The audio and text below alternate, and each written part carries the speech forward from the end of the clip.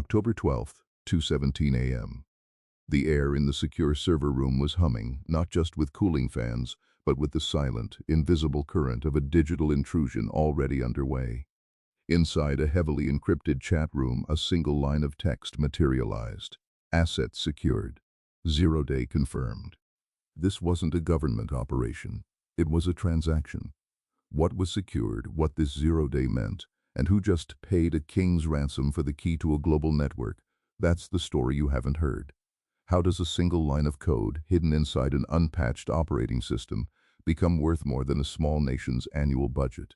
And who is the broker orchestrating the sale of secrets that could collapse infrastructure, erase fortunes, or silence dissent? The answer isn't held by spies or intelligence agencies. It's held by someone who deals in digital ghosts, someone known only as the architect. This wasn't a breach by an angry nation-state. This was business, the digital equivalent of a black market arms dealer, but instead of missiles, they were selling the blueprints to unlock the world's most protected systems. Think of every piece of software you use, every banking application, every military communication network. Somewhere inside the foundation of that digital trust, there is a flaw, a tiny crack the original builders never saw. And right now, somewhere in the shadows of the dark web, that crack is being sold to the highest bidder. The pressure in that server room intensified, though no one could see it. The architect deals exclusively in vulnerabilities, the unknown weaknesses, and the price tag reflects the potential damage. A simple software bug might fetch $10,000. A flaw in an encrypted communication protocol. That starts at 7 figures. But this vulnerability? This one let them bypass the entire security layer of a major cloud provider. The whispers in the industry pegged its value around 15 million, payable in untraceable cryptocurrency. The sale was imminent. The architect never meets the buyer. The exchange is entirely digital, governed by complex escrow services built on blockchain ledgers designed to dissolve instantly if either party deviates from the coded agreement. The architect's power isn't in the code itself, but in the knowledge of the code, the proof that the exploit works, and the absolute certainty that no one else knows about it yet. They are the gatekeepers to digital chaos, and their existence forces us to confront a terrifying reality. The digital world we trust is fundamentally brittle. The origin code. We have to step back, not years, but months. Before the $15 million transaction, there was the discovery. It begins not with malice, but with meticulous, almost obsessive scrutiny. The architect or those working for them weren't necessarily hacking for immediate profit. They were hunting. They treated corporate security updates like scripture, dissecting every patch note, reverse engineering every bug fix released by major tech giants. They were mapping the defensive structure of the modern world, not to defend it, but to find the blind spots the defenders themselves missed. Imagine staring at millions of lines of computer instructions. Most people see noise. The architect sees architecture. They look for the single misplaced semicolon, the improper memory allocation, the assumption made by a programmer years ago that has since proven fatal. This hunt is painstaking, often yielding nothing but frustration. It requires a level of focus that borders on the inhuman, a patience measured in years. But then, the breakthrough. A tiny, almost insignificant element in a widely deployed system, a piece of code managing how data flows between two separate security modules. It was overlooked because it only activated under a precise, rare sequence of inputs. Inputs that, individually, look entirely innocent. But when combined, they create a logic bomb. The system believes it's performing two separate, safe actions, when in reality, it's being tricked into granting full administrative control. This wasn't a vulnerability found through brute force. It was found through empathy for the flawed human logic that created the software in the first place. The feeling upon discovery is described not as triumph, but as a sudden, chilling clarity. The digital key to a kingdom has been forged. The temptation is to use it immediately, to prove its power. But the true master understands that power is maximized when monetized, not demonstrated.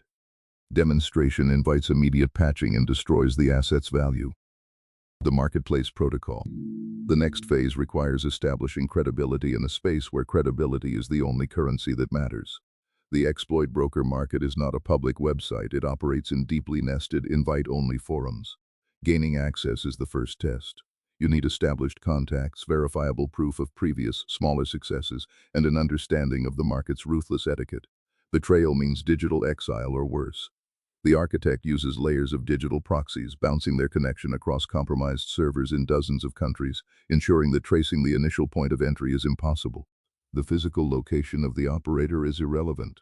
Their digital footprint must be non-existent.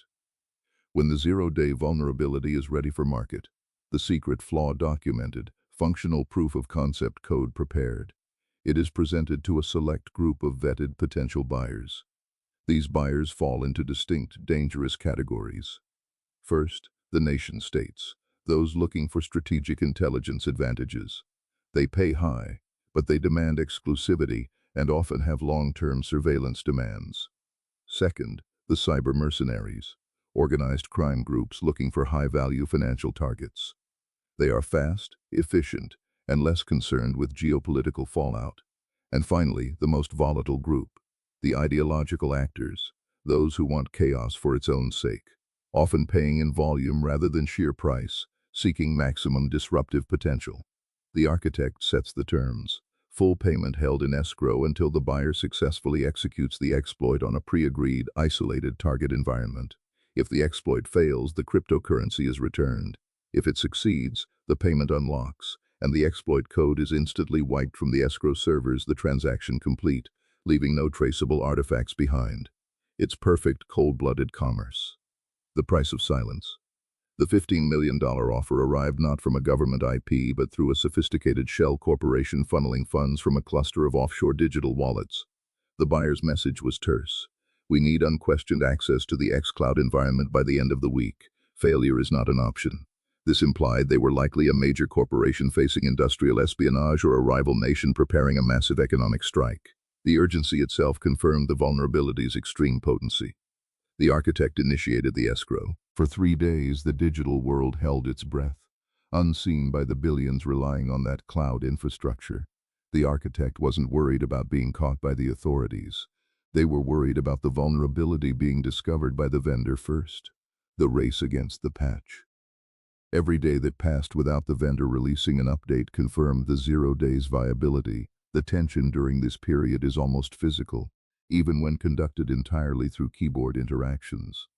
The architect knows that once the code is sold, the clock starts ticking. The buyer will deploy it, and the vendor will eventually find the entry point, analyze the attack vector, and release the digital antidote. The exploit's lifespan, its market value, is finite. It might last 1 week, 1 month, or perhaps only until the next scheduled patch cycle. The goal is to sell it at peak valuation, right before the entire digital ecosystem realizes it's standing on quicksand. This rapid obsolescence is the core tension of the exploit market. It forces the brokers to constantly hunt, to never rest on a successful score, because yesterday's world-breaking key is tomorrow's obsolete piece of junk mail. It's an arms race where the weapons decay faster than they can be manufactured. The confirmation. It's back to October 12th, 2:17 a.m. The silent agreement was met. The architect watches the digital confirmation signal flow through the network, a silent handshake across the globe. The escrow releases the funds. $15 million of untraceable decentralized currency floods into the architect's holdings. Simultaneously, the payload, the fully functional exploit code, is transmitted to the buyer's secure drop point. The central mystery remains: who is the architect, and why this life of digital high-stakes gambling? Is it greed, revenge, or is it something far more complex? The ultimate intellectual challenge, the reality, as revealed in the final transaction logs, suggests the motivation might be less about accumulating wealth and more about proving mastery over the digital domain itself. The money is merely the metric of success, the scoreboard for the game only they know how to play. The moment the transfer completes, the digital shadow that was the architect evaporates from the forums. No goodbyes, no boasting, no lingering trace. The secure server room hums on, oblivious to the financial earthquake that just concluded within its silent walls. The system has been compromised. The damage is now in the hands of the buyer, and the security architects at the cloud provider are still sipping lukewarm coffee, waiting for the morning reports, unaware that their digital fortress just had its foundation sold out from underneath it. The game resets instantly. The hunt begins again, because somewhere in the next batch of software updates slated for release next month, there is already another flaw being coded, another 0 day waiting to be found. and the architect will be the first one listening for it.